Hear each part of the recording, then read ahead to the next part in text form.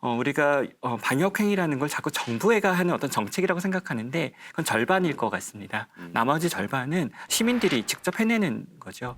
지난 2월 말 대구 경북 유행이 사실 정부의 어떤 이동 제한 조치로 조성된 것이 아니지 않습니까? 시민들이 자발적으로 움직이지 않아서 자발적인 락다운 같은 것들이 일어나면서 유행이 수그러들었는데요.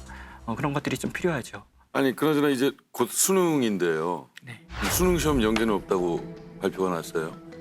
수능 시험장 입장은 손소독과 체온 측정을 거쳐 무증 상자는 일반 시험실에서, 유증 상자는 별도 시험실에서 시험을 봅니다.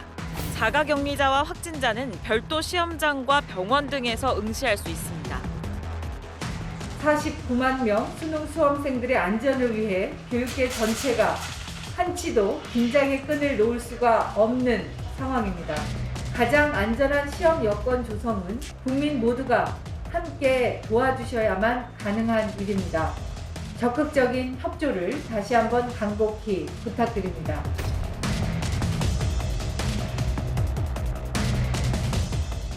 그 수학 능력 시험이라는 것이 결국은 고사장에 수험생들이 모이는 건데 글쎄요, 저는 학교에 등교하는 것과 아주 크게 다른 패턴은 아닐 것 같다는 생각이 들고요.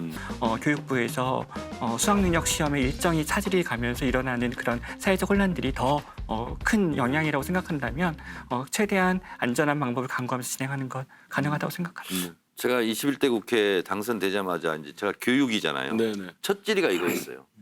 수능 대책 어떻게 할 것이냐. 수능은 한 번 연기를 했어요. 네. 12월 3일 날 보는데, 근데 이제 문제는 확진 의심 수험생들 어떻게 할 것인가. 네. 그래서 윤해 장관이 이제 발표를 했죠. 예. 수험생이 수능 전날까지 확진이나 격리를 통보받더라도 관할 교육청에서 별도 고사장을 배정해 시험을 치르도록 하겠다. 이제 서울시 교육청 같은 경우도 대비해서 같이 볼 수는 없잖아요. 확진 의심자나 그렇죠. 확진 네. 수험생이. 그래서 확진자 수험생을 위해 병원 시험장 2개소, 총 27병상을 마련했고 네. 병원 7곳, 11병상, 생활치료센터 7곳, 그리고 16병상 이렇게 했고요. 자가격리 통보를 받은 수험생은 어떻게 할 것이냐. 22군데 별도 시험장에서 응시할 수 있고요. 110개 교실에서 440석, 최대 770석까지. 네. 이제 서울시 교육청 같은 경우는 이렇게 준비를 하고 있는데 이런 일이 없었으면 좋겠는데 네. 만약에 이것을 감당할 수 없을 정도로 되면 이럴 때 혼란이 불가피하고 그럼 진짜 저는 굉장히 걱정됩니다. 네.